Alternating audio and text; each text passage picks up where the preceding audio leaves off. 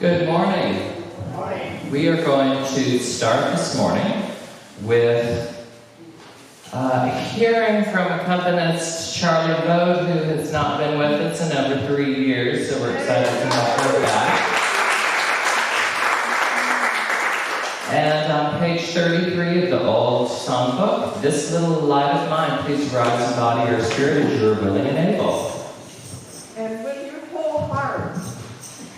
Yes, and your whole heart.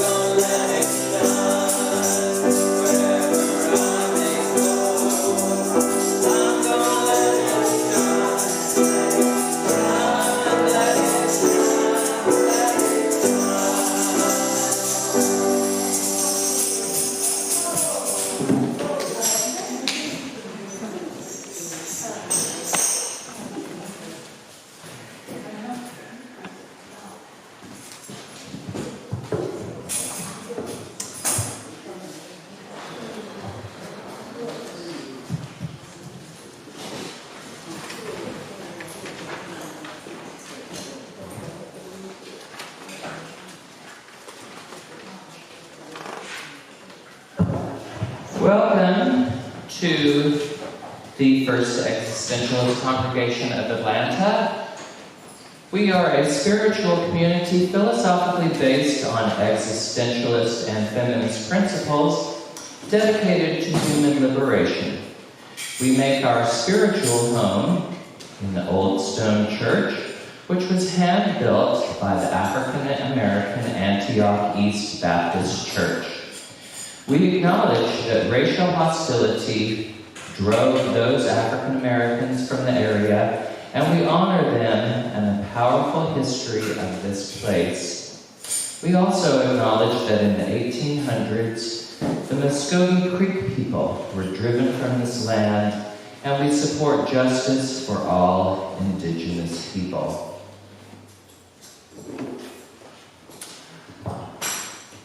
As folks get settled, we are going to, as is often the case when I facilitate, shift from words to movement.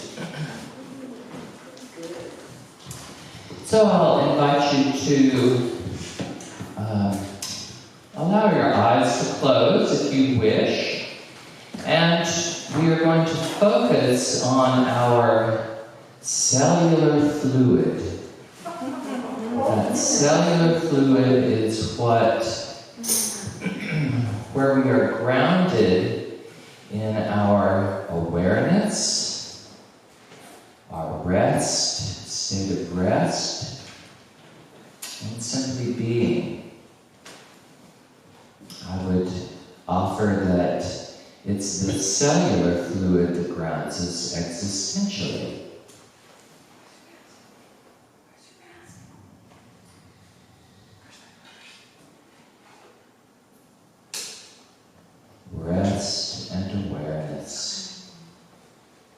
beingness.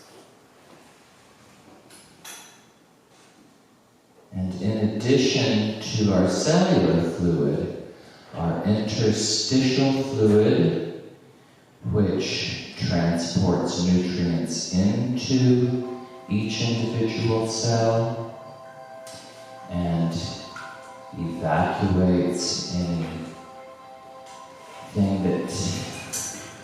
toxins, anything that does not need to be in that cell. That our interstitial fluid is about going back and forth between the barrier of the cellular wall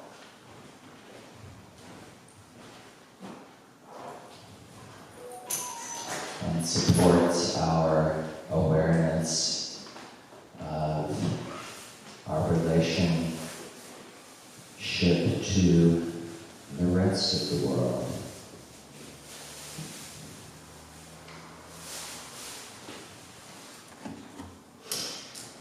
And I invite you to bring this awareness of our cellular fluid and interstitial fluid throughout today's celebration of life.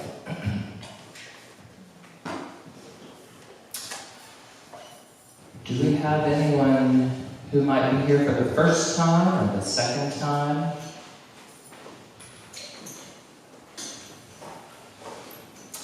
All right, then, in that case, we'll move on to anyone celebrating a birthday or anniversary, either today or this week. Charlie, what's your celebration? On the 29th, Mel and I celebrated being together for 33 years.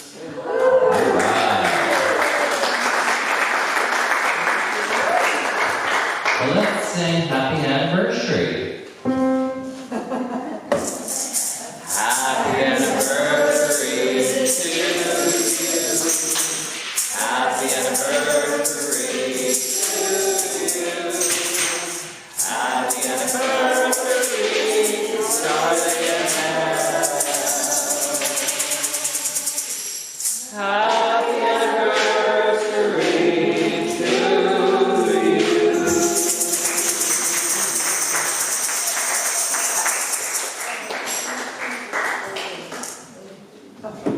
Anyone else? Birthday or anniversary? All right, then we'll move on to our next congregational song, which is Singing for Our Lives, which is on page 101 of the pink older songbook. Please rise in body or spirit as you are willing and able. And we're going to do verse 1 through 8. We'll stop after that.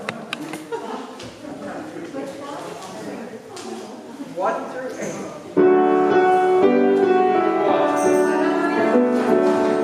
101, and we're singing 1 through 8. Here we go. We are gentle and singing for our lives.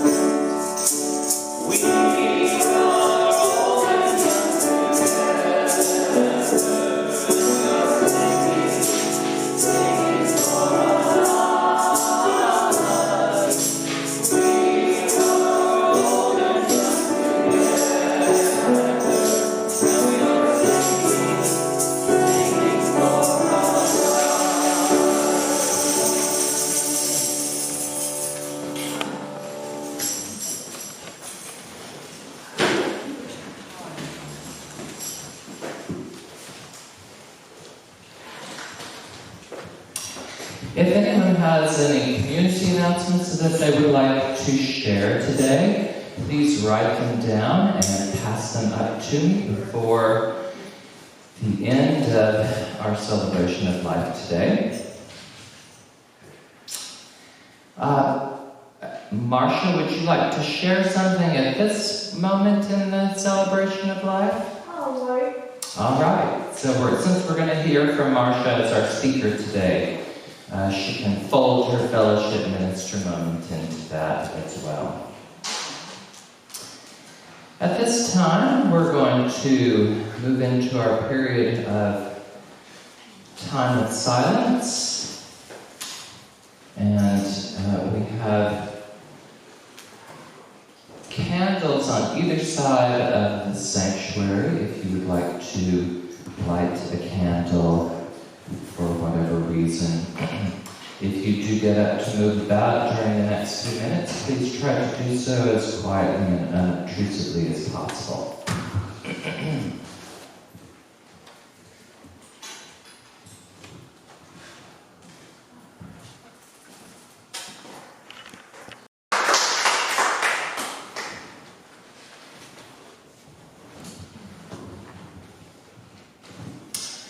There are other fluid states, according to Bonnie Bainbridge Cohen, in the body, and one of them is the cerebral spinal fluid system, or part of the fluid system, and it grounds us in the earth and takes us up into the heavens. It's a very vertical thing, and that was definitely where I was transported. Thank you, Charlie. All right, we are going to now welcome our fellowship minister, Reverend Marsha Mitchiner, who I think the only introduction I'm going to offer today is she continues to be our rock, that person that really helps us ground ourselves in this community. So please join me in welcoming Marsha Mitchiner.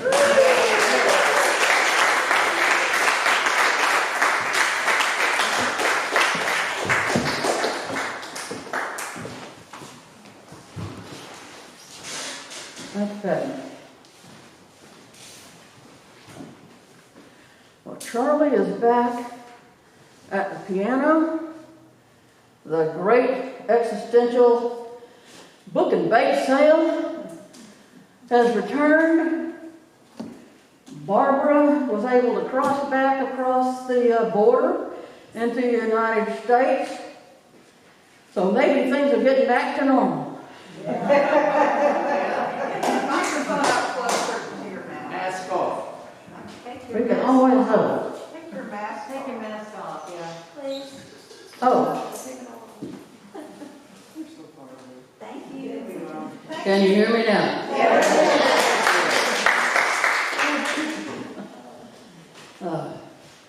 It's great to be here today. Few things. One is that, here in Atlanta, I think today is a beautiful day. I don't believe it's going to be above 87 or 88. Wow. Cool front. We've had a little rain. We've had a little sun. We've had a little more rain. We've had a little more sun.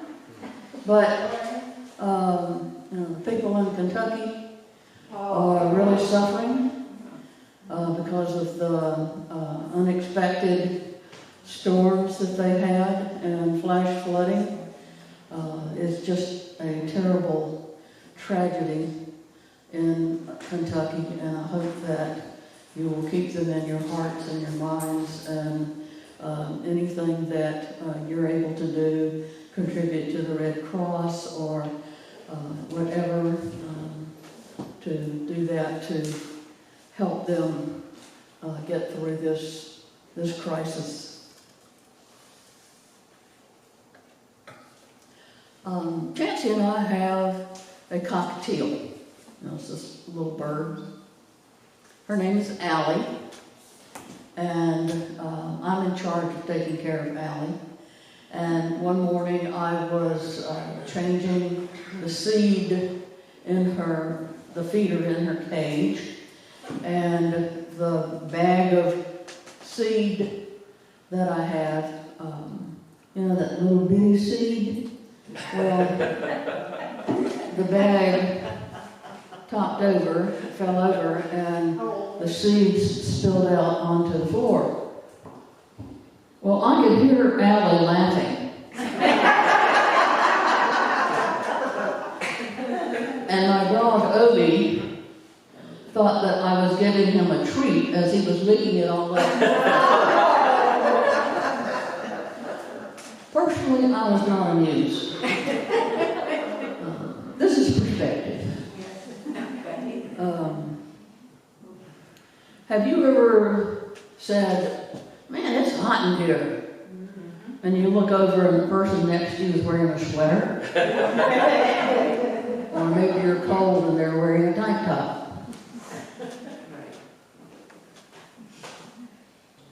In our house, that's pretty much an everyday occurrence.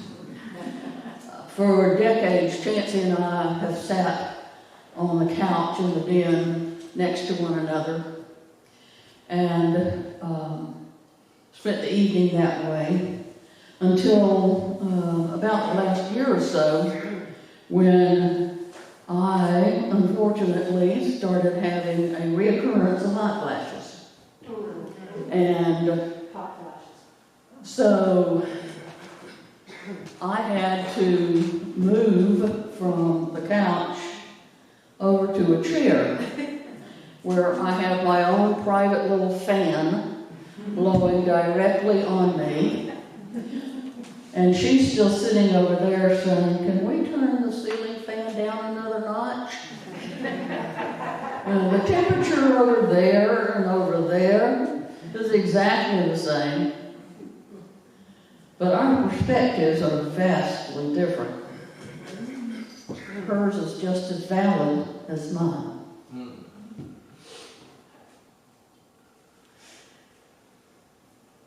So understanding one another's perspectives is an important part of just interpersonal relationships. It shapes both how we act and how we react in situations. So if we want to understand another's point of view, then we must listen to what they're saying. We must be curious and ask questions.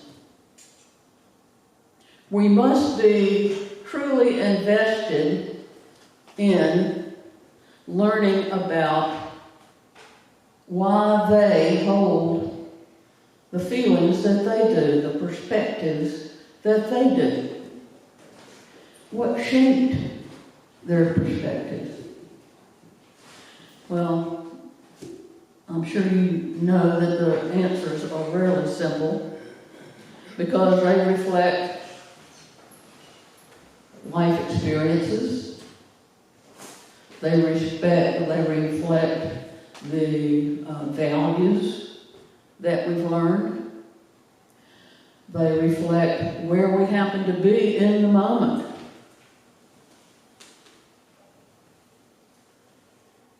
They reflect assumptions that we have about circumstances and about people. This is as true for me as it is for them. And Chancey and I have been together for a few decades. And throughout our relationship, we've encountered situations that we can or directly trace our perspectives to situations in our family of origin. And even though we both came from the South, our families of origin stories are different. So things that we learned through our relationships with those families, have formed perspectives about things, that are somewhat different. And we've had to sit and talk and go through and try to understand where the other one is coming from in order to be able to move past that, to resolve, issues that we have, and move forward. That's one of the reasons that we've been able to be together for all these decades, bless her heart.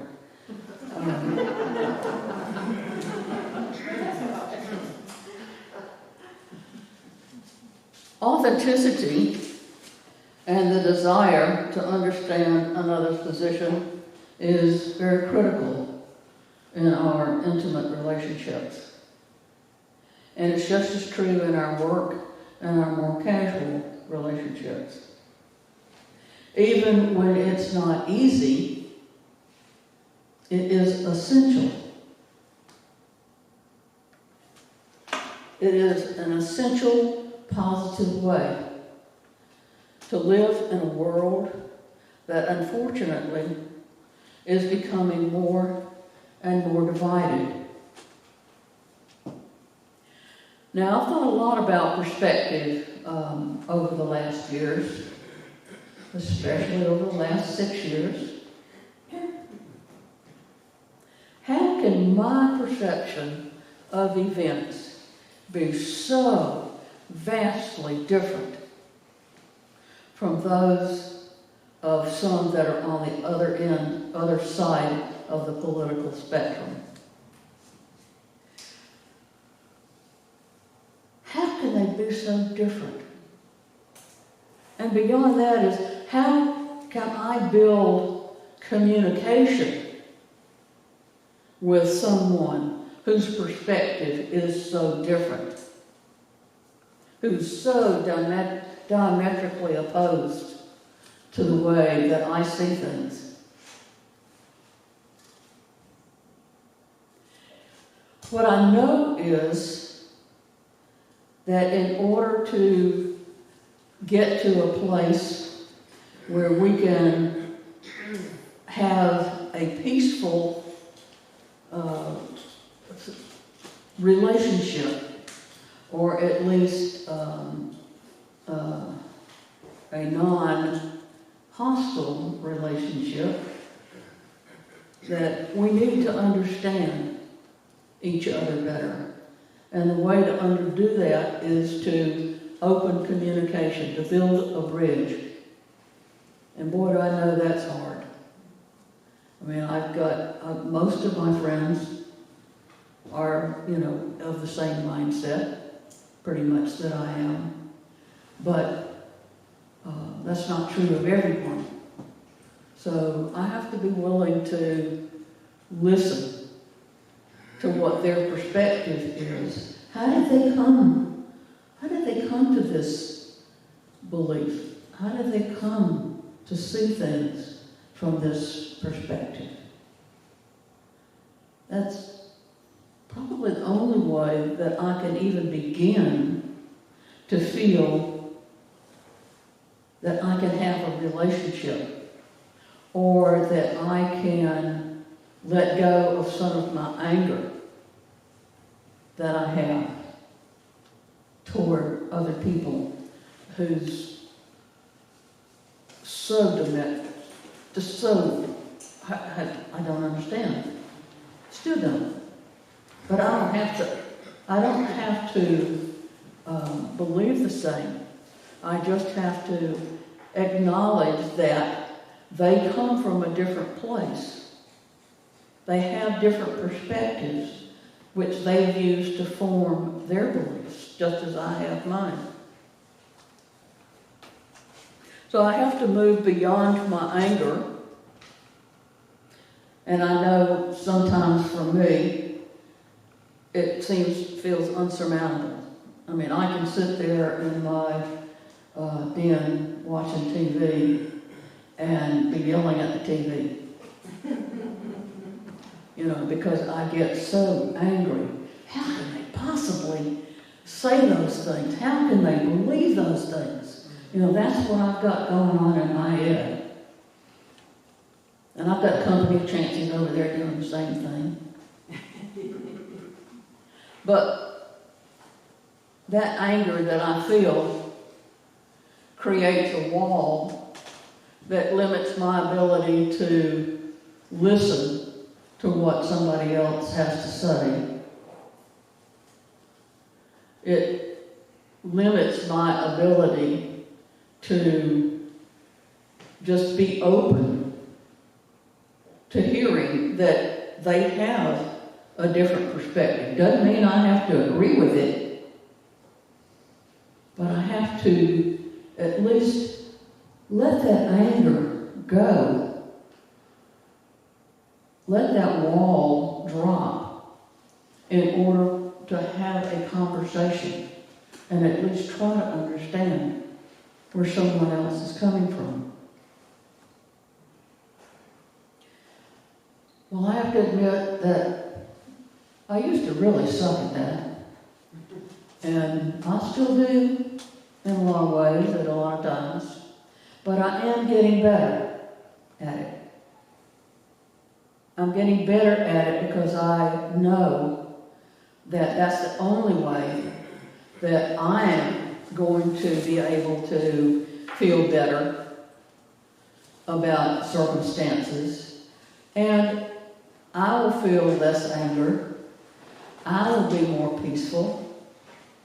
And if I put that into the world, I believe it can be contagious. And the world can certainly be healthier.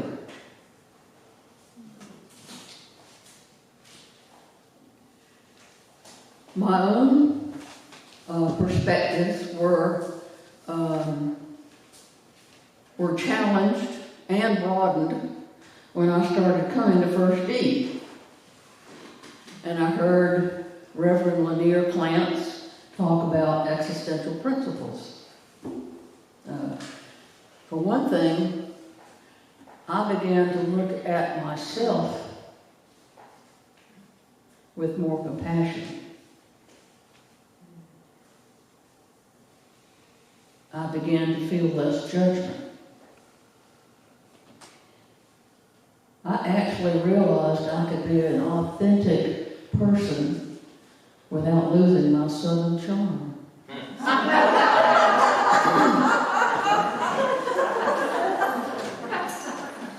I became a better listener so that I could better understand others' perspectives. I changed some of my perspectives, and that opened pathways to better understanding others.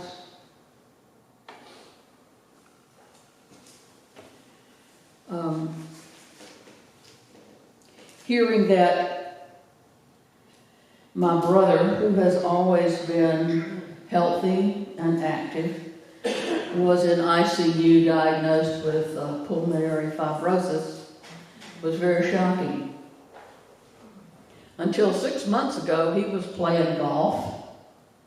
He was working in his yard for hours most days. He was feeling pretty good for a man of almost 80 years old. But in a matter of a few days, he was struggling for breath. He now lives on 24-hour oxygen. But he is determined to get better. He's determined to get better and live the best life that he can. That is his perspective on life. As a career Army pilot and officer, he survived a plane crash, a helicopter crash, 2 tours of duty in Vietnam, 3 sons, a strong-willed wife, and having 2 mothers living with him at the same time. His mother, my mother, and his mother-in-law. He survived. He tells me that he knows it'll be a good day because he woke up.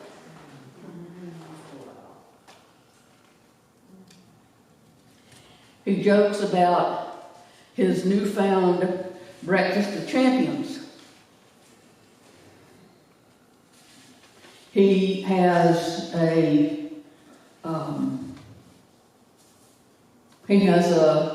starts off with a can of Boost, and from there he goes to a glass of juice and a bowl of cereal, and he follows that with a Metamucil fiber cookie chaser. He's on 2 experimental drugs, one that requires 5 straight hours of infusion. But he is getting stronger and feeling better.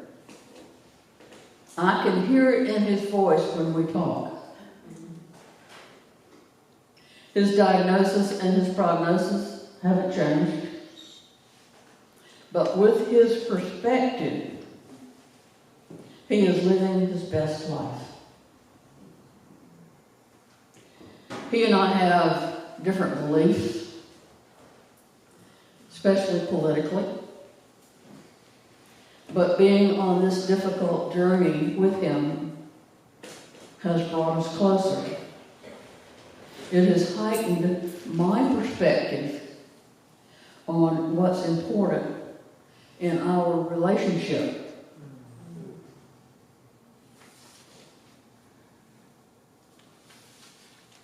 If we want to understand another's point of view, we must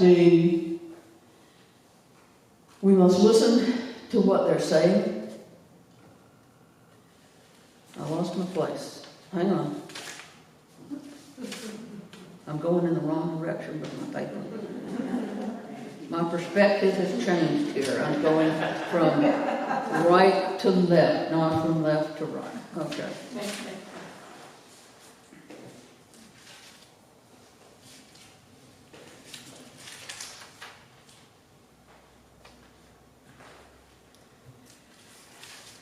Dealing with the sudden and very shocking death of my friend, first team member, Robert Stewart, has sharpened my perspective on what's important in life.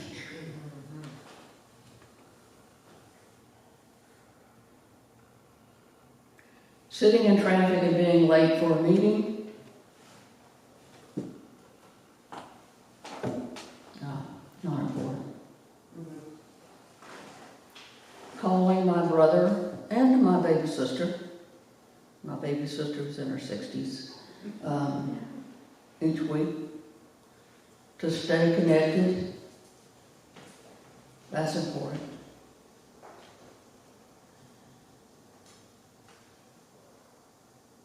Not being too busy to meet a friend for a cup of coffee, to catch up and just see how they're doing. That's important. Chancy's kind of blown away by the fact that I might text her in the middle of the day and say, I love you. She texted me back the other day and she said, what? Why did you send that? I said, that might be the last thing you do for me. You don't know when you walk out that door.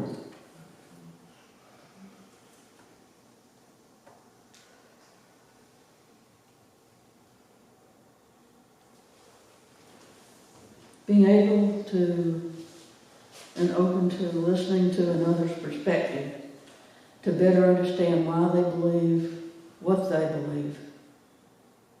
That's important.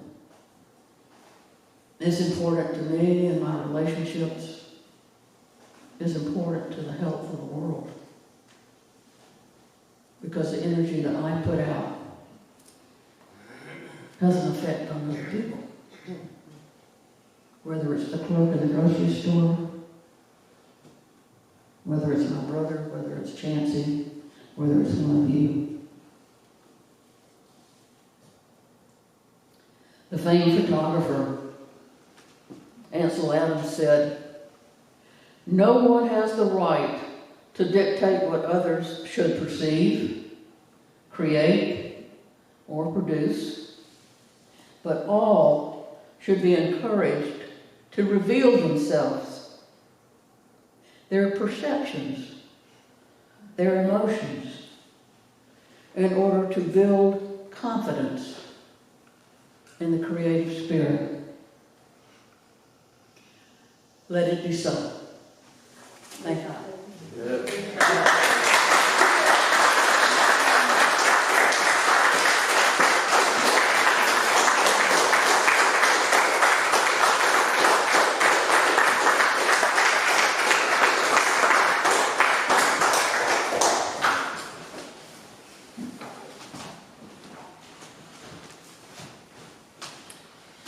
Thank you, Marsha, as always, for your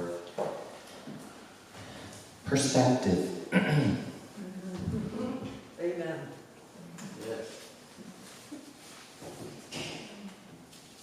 So I have a few community announcements to share.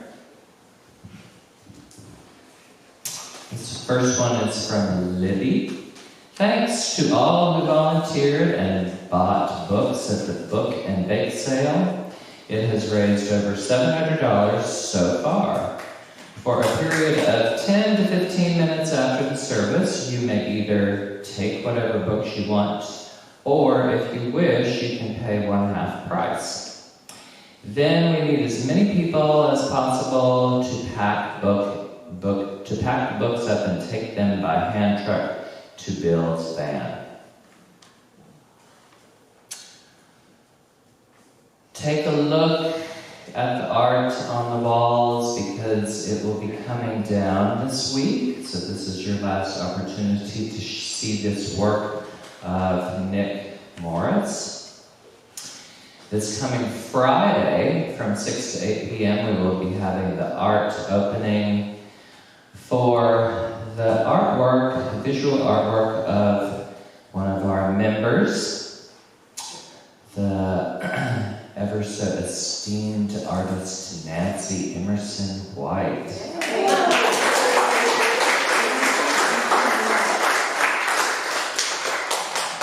And that will be again from 6 to 8 p.m. on Friday. It will be free, and we will also be hearing music from a group called Lonesome Red Wing, who played at one of our at our first Promote the Vote event.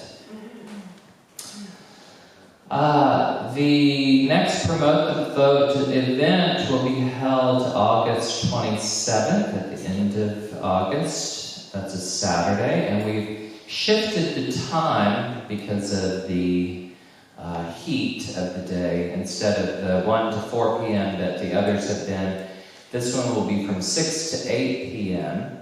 And we will be, the music that will be featured will be Craig Rayfuse playing some songs, and then Cubana Song, who is a group that has been here. Elise Witt and Mick Kenny are part of the group as well. And our speaker is Adelina Leon, help me remember her last name. Nichols. And she is coming from a group called Glar. And What's the date of that? that is August 27th. That's the last Saturday in August. And then last but not least, Robert's Memorial will be this coming Saturday on August 6th from 4 to 6 p.m.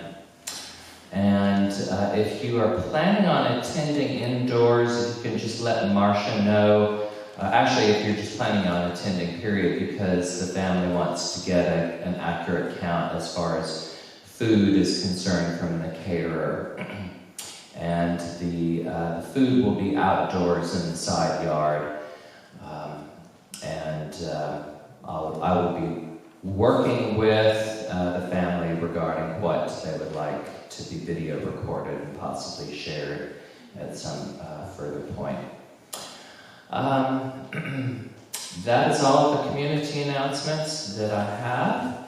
We'll go ahead and move on to our final closing congregational song, which is, I have heard Charlie play this so many times, and there's just such a rousing, joyful feeling to this song. Song of the Soul on page 106. Please rise and body your spirit as you are willing and able. And you have to